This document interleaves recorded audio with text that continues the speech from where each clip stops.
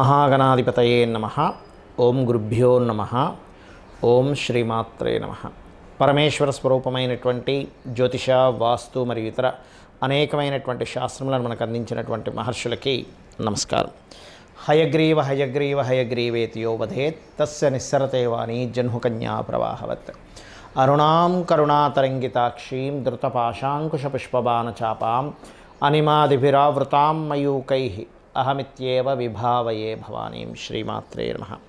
ప్రేక్షకులకి ఆ లలితాంబిక అమ్మవారి యొక్క అనుగ్రహం పరిపూర్ణంగా కలగాలని మనస్ఫూర్తిగా కోరుకుంటూ మనం ఈరోజు చెప్పుకోబోయేటువంటి టాపిక్ ఏమిటి అంటే, ప్రతి ప్రాణి కూడా ఈ భూమి మీద జన్మిస్తుంది అంటే పుణ్యకర్మ పాపకర్మ రెండూ ఉంటాయి. అయితే మనము పూర్వజన్మల్లో చేసినటువంటి పుణ్యకర్మ చక్కగా దాని యొక్క ఫలితాన్ని ఇస్తూ ఉంటుంది. దాని గురించి ఎటువంటి బాధ లేదు ఎవరికి కూడా. కానీ పాపకర్మ అందరూ చేస్తారు. భూమి మీద పుట్టిన ప్రతి ప్రాణి అందరూ చేస్తారండి. వీళ్ళు చెయ్యరు అనేటువంటిది ఉండదు. కేవలం ఆ మహావిష్ణు అవతారాలకు తప్ప. మహావిష్ణువు కానీ అవతార రూపంలో వస్తుంటారు చూసారు. కొంతమంది సిద్ధులు కానివ్వండి, కొంతమంది యక్షులు కానివ్వండి, గంధర్వులు అంటే వీళ్ళందరూ కొన్నిసార్లు ఇప్పుడు మనకి అష్టవసువుల్లో అతను ఏదో చేశారని భూమి మీదకి వచ్చారు. అలా ఏంటంటే కొన్నిసార్లు వాళ్ళు కూడా భూమి మీదకి రావడం జరుగుతుంది. బట్ ఆ యొక్క భగవంతుడు రావడానికి మిగతా జీవకోటి మొత్తం ప్రాణి ఏదైతుందో రావడానికి చాలా డిఫరెన్స్ ఉంటుంది. ఎందుకంటే పాప పుణ్య కర్మ అనుభవించడానికి భూమి మీదకి వస్తాడు. అలా ప్రతి లగ్నానికి ఒక మనిషి ఒక లగ్నంలో జన్మించాడు, ఒక జీవి ఒక లగ్నంలో జన్మించింది అంటే పూర్వజన్మ కర్మ ఇది చేసి ఉంటాడు. అందుకే ఈ జన్మలో దీనికి సంబంధించినటువంటిది ఇబ్బంది పడుతున్నాడు అనేటువంటిది ఉంటుంది. అది ఏమిటి, దాన్ని ఎలా తగ్గించుకోవాలి, దాన్ని ఏ కర్మ చేత దాన్ని క్లియర్ చేసుకుంటే మనం ఈ జన్మలో చేసేటువంటి ప్రయత్నం ముందుకు వెళ్తుంది అనేటువంటి దాని గురించి మనం తెలుసుకుందాం. అదేవిధంగా ఒక్కొక్కసారి మనం ఎన్ని పూజల ప్రయత్నాలు చేస్తున్నా ఎందుకు మనకి ఆ పని అవ్వదు అనే విషయం కూడా నేను మీకు ఎండింగ్లో చెప్తాను. మరి లగ్నము, రాశి, నక్షత్రం ఏమీ తెలియని వారు కూడా ఎటువంటి పరిహారాలు చేసుకొని ఈ యొక్క పోయిన జన్మలో చేసుకున్నటువంటి కర్మను తగ్గించుకొని ఈ జన్మలో ఎలా ఆనందంగా ఉండాలనే విషయాన్ని కూడా చెప్తాను. లాస్ట్ వరకు వీడియో చూడండి. అయితే ఈ విషయాలు చెప్తుంది నేనైనప్పటికీ కూడా చెప్పేస్తుంది సాక్షాత్ లలిత అమ్మవారిగా భావిస్తూ ఒక్కొక్క లగ్నం గురించి మనం తెలుసుకుందాం. సింహలగ్నము, సింహరాశి. లగ్నం తెలిసిన వారు లగ్నం నుంచి ఫాలో అవ్వండి. లగ్నం తెలియదు, మా వాళ్ళు డేట్ ఆఫ్ బర్త్ రాశారు కానీ టైము మిస్ అయింది ఎక్కడో, కాబట్టి మాకు లగ్నం తెలియదు అనుకునేటువంటి వారు రాశి నుంచి ఖచ్చితంగా చూసుకోవచ్చు. అందులో ఉండే నక్షత్రాలు కూడా మక, పుబ్బ, ఉత్తర 1వ పాదం వారు కూడా చూసుకోవచ్చు. అందులో ఎటువంటి సందేహం లేదు.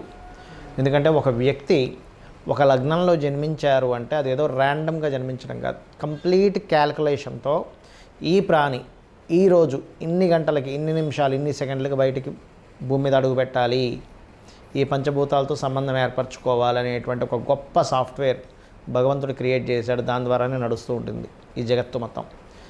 అయితే ఈ లగ్నంలో పుట్టిన వారికి అసలు ఏ కర్మ వీళ్ళని పట్టుకుంటుంది గుర్తుపెట్టుకోండి. అది మంచిగా ఉంటుందా, అనుభవిస్తాడా, ఇబ్బందిగా అనుభవిస్తాడంటే ఇట్స్ డిసైడ్ ఎవరు చేస్తారంటే సింహలగ్నానికి శని మరియు బుధుడు చేస్తాడు. గుర్తుపెట్టుకోండి, శని బుధులు ఇద్దరు డిసైడ్ చేస్తారు. అవి మంచి ప్లానెట్, మంచి కాంబినేషన్స్లో ఉంటే దాని ద్వారా గొప్ప యోగాన్ని అనుభవిస్తారు. మంచి ప్లానెట్స్తో లేకపోతే వాళ్ళు ఇబ్బంది పడతారు. ఇది డ్యామ్ షూర్, అందులో ఎటువంటి సందేహం లేదు. అవి నీచభంగ రాజ్యోగాలు, విపరీత రాజ్యోగాల్లో ఉన్నారనుకోండి, వాళ్ళ ద్వారానే అద్భుతంగా అనుభవిస్తారు. అందులో ఎటువంటి సందేహం లేదు. అయితే ఇది ఏ రూపాల్లో వస్తుంది. ఇప్పుడు ఈ ప్లానెట్స్ కనుక పాడైతే మనిషి ఏం చేస్తాడంటే రాంగ్ డెసిషన్ తీసుకుంటాడు. వాళ్ళ చదువు కూడా పనికిరాని చదువుకోవడం, లేకపోతే అంటే వాళ్ళకి అవసరం రాంది, చదువు మంచిదే కానీ వాళ్ళకి అవసరం రాంది, వాళ్ళ ఇంట్రెస్ట్ పెట్టలేంది, లేదా వాళ్ళకి అనుకూలం కానటువంటి ప్రొఫెషన్స్లోకి వెళ్ళడం, రాంగ్ డెసిషన్స్ తీసుకోవడం, జీవితం భాగస్వామి మీద రాంగ్ డెసిషన్, ఇవన్నీ జరుగుతూ ఉంటాయి. అయితే సింహలగ్నం వారికి పర్టికులర్గా ఏంటంటే కెరీర్ విషయంలో ఏదైనా మిస్టేక్ జరిగిందంటే వీళ్ళకి ఏంటంటే కెరియరు మరియు జీవిత భాగస్వామికి సంబంధించిన విషయంలో శని కనుక పాడైతే కంప్లీట్ రాంగ్ డెసిషన్ తీసేసుకుంటారు. గుర్తుపెట్టుకోండి.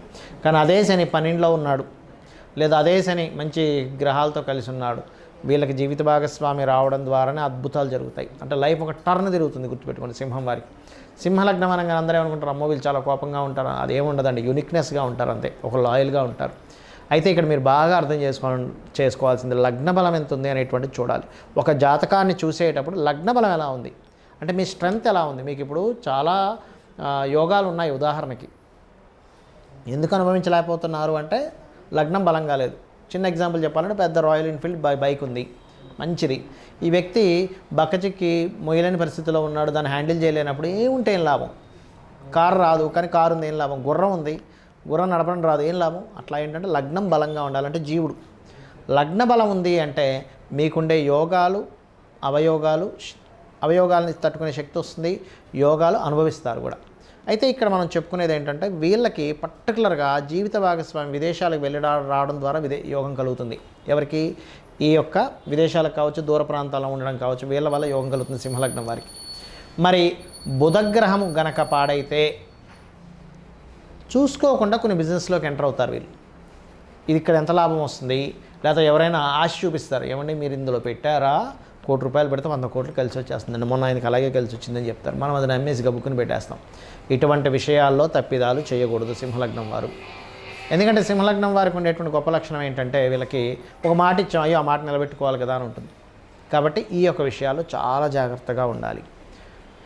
బుధుడు పాడయ్యాడు అంటే మీకు ధనాన్ని ఎవరికైనా అప్పుగా ఇవ్వడం ద్వారా కూడా ఇక్కడ మీరు ఇరుక్కుంటారు. ఏది బుధుడు పాడైతే బాగుంటే మళ్ళీ చిట్ ఫండ్స్ లేకపోతే రకరకాల డైలీ వేస్లో నడుపుతూ ఉంటారు, బిజినెస్ రూపంలో రకరకాల బిజినెస్ పీపుల్ డబ్బులు ఇవ్వడం తీసుకోవడం జరుగుతూ ఉంటుంది.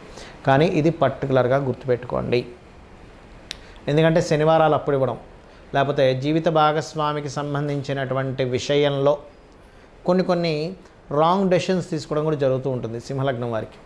అది సప్తమ స్థానాధిపతి పూర్తిగా పాడైతే చెప్పలేం, కానీ ఇట్లాంటివి జరుగుతుంటాయి. పార్ట్నర్షిప్స్ చేయడంలో పార్ట్నర్స్తో విభేదాలు రావడం, ఎందుకు శని పాడైతే కనుక ఇవి పర్టికులర్గా జరుగుతుంటాయి. కాబట్టి ఈ యొక్క విషయాల పట్ల కాస్త జాగ్రత్త వహించండి. మీరు శని బుధ గ్రహాల దగ్గర, లేకపోతే శని రాసుల్లో బుధ రాసుల్లో ఏదైనా గ్రహాలు ఉన్నట్లయితే ఆ గ్రహాలకు సంబంధించిన వాటి దగ్గర దీపారాధన చేయడము, బెల్లము మరియు గోంగూర తినిపించడం గోవులకి చేయండి, అన్ని విధాలా బాగుంటుంది. అదేవిధంగా లలితాసహస్రనామాలు కూడా నిత్యం పారాయణం చేయండి. చాలామంది నన్ను అడుగుతుంటారు ఏంటంటే, ఏమంటే నేను రోజు లలితాసహస్రనామాలు చదువుతున్నాను, రోజు గుడికి వెళ్తున్నాను, నేను కోరుకుంటున్నాను, నాకు అప్పులు పోవాలనుకుంటున్నాను, అయినా నాకెందుకు పోవట్లేదని అడుగుతుంటారు. దీనికి మీకు సమాధానం చెప్తే మిగతా విషయాలు చెప్తాను. ఏమిటంటే ఇప్పుడు మీరు బాగా అర్థం చేసుకోండి, మనం ఒక 100 విషయాలు ఉంటే 100కి 99 క్లియర్ అయిపోయి ఆ ఒక్క విషయం మాత్రం మన జీవితం మొత్తం భగవంతుని కోరుతున్నా ఇవ్వట్లేదంటే దాని అర్థం ఏమిటంటే అమ్మవారికి మీకు దాన్ని అనుభవింపజేసి మీ యొక్క జీవితాన్ని మోక్షం ఇవ్వాలని దాని అర్థం అనమాట. అంటే ఎలా అంటే చిన్న ఎగ్జాంపుల్ చెప్తాను చూడండి. ఒక పిల్లవాడు ఉన్నాడు, ఆ పిల్లవాడు చిన్నప్పుడు ఎల్కేజీ యూకేజీ స్టేజెస్లో ఉన్నప్పుడు నేను వెళ్ళను ఏడుస్తూ ఉంటారు పిల్లలు. అప్పుడు తల్లి ఏం చేస్తుంది, నువ్వు వెళ్ళనన్నా తీసుకెళ్తుంది. ఇదేమిటి తల్లిని ఇంత అడుగుతున్నా ఎందుకు తీసుకెళ్తుంది అంటే తల్లికి తెలుసు వీడి స్కూల్కి వెళ్ళకపోతే ఆ పిల్లవాడు జీవితంలో పైకి రాడు. నువ్వు ఏడుస్తున్నా, బతిమిలాడినా, బామాడినా, అన్నం తిన్నన్నా, ఏమన్నా సరే కొట్టైనా తీసుకెళ్తుంది.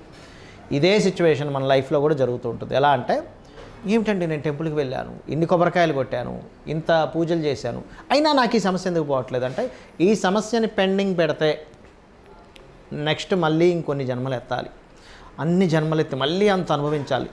తన భక్తుడిగా తనకి ఇష్టం లేదు, ఇన్ని జన్మలు ఎత్తి మళ్ళీ బాధపడ్డాం, ఈ జన్మలోనే దాన్ని తీసేసేయాలంటే ఇక్కడే అనుభవింపు చేసేద్దాం, కావాలంటే మనోశక్తిని ఇద్దాం, ధైర్యాన్ని ఇద్దాం అని అనుకొని ఏం చేస్తుంది అమ్మవారు ఆ రకంగా ఆ కర్మ తొలగించడానికి మనం ఎంత కోరినా సరే అది అవ్వనివ్వదు. ఎందుకంటే ఆవిడికి తెలుసు ఇంకొక 100 జన్మలు ఎత్తాలి, లేకపోతే ఇంకో 1000 జన్మలు ఎత్తాలి ఈ కర్మ తొలగించాలంటే.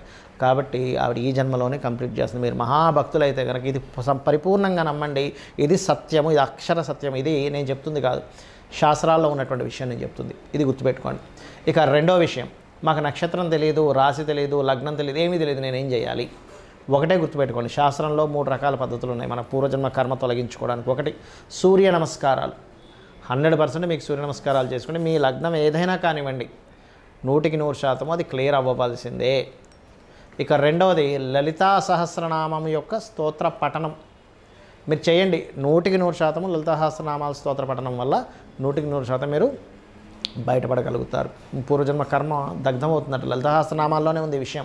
అందరూ చేయొచ్చు. చాలామందికి దీనికి సందేహం ఉంది, ఏమంటే నేను చేయొచ్చో చేయకూడదు, మేము ఫలానా దాంట్లో పుట్టాం దీంట్లో పుట్టాం. ఏం లేదు, అందరికీ అమ్మవారు ఒకటే. నామస్మరణ నామాలు అవన్నీ కాకపోతే గురువు దగ్గర చక్కగా అవి నేర్చుకొని చేయండి, తప్పులు పలక్కండి.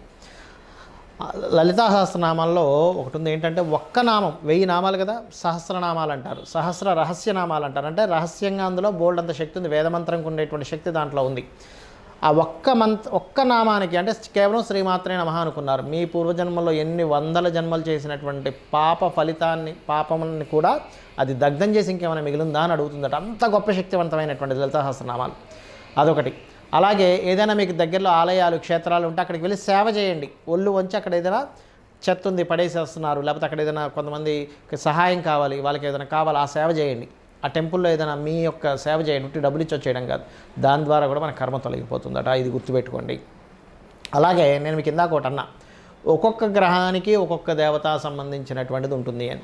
రవి మీకు పాడు చేసే రాసుల్లో ఉన్నాడు అనుకోండి, అప్పుడు సూర్య నమస్కారాలు చేసుకోవడము, గోధుమ రవ్వ గోవుకి తినిపించడం చేయండి. చంద్రుడు పాడై మీ యొక్క రాసుల్లో, ఆ రాసులో ఏది ఇందాక నేను చెప్పాను పూర్వజన్మ కర్మని ఇచ్చే రాసులు కొన్ని ఉంటాయని చెప్పాను. మీ లగ్నం నుంచి ఆ రాసుల్లో ఉంటే కనుక బియ్యం దానంగా ఇవ్వడము, గోవుకి బియ్యము బెల్లం కలిపినది తినిపిస్తూ ఉండండి. ఒకవేళ కుజుడు పాడై ఇచ్చాడు, అక్కడ గోవుకి క్యారెట్లు తినిపించడము, కుజగ్రహం దగ్గర దీపారాధన చేయడం చేయండి. అదేవిధంగా సుబ్రహ్మణ్యేశ్వర స్వామి ఆరాధన చేయండి. రవి అయితే ఈశ్వరుడు ఆరాధన లేదా నారాయణ ఆరాధన చేయండి. చంద్రుడైతేనేమో మీరు చక్కగా అమ్మవారి ఆరాధన, రాజరాజేశ్వరి అమ్మవారి యొక్క ఆరాధన చేయండి. అదేవిధంగా బుధుడు అయ్యాడు అనుకోండి, పాడై ఉండి మిమ్మల్ని బుధుడే ఎక్కువగా ఇచ్చేస్తున్నాడు, అలాంటప్పుడు బుధగ్రహం దగ్గర దీపారాధన చేయడము మరియు గోంగూర తినిపించడము, విష్ణు సహస్రనామాలు శ్రవణం చేయడం చేయండి. అదేవిధంగా గురుగ్రహం కనుక పాడై మీకు ఫలానా కర్మస్థానాల్ని ఇబ్బంది పెడుతుంది అనుకున్నప్పుడు మీరు చేయవలసింది ఏంటంటే దత్తాత్రేయుడి యొక్క నామస్మరణ, దక్షిణామూర్తి యొక్క స్తోత్ర పఠనం చేయండి, గోవుకి అరటి కాయలు తినిపించండి, గురుగ్రహం దగ్గర దీపారాధన చేయండి, గురువు సంబంధించినటువంటి స్తోత్ర పఠనం చేయండి.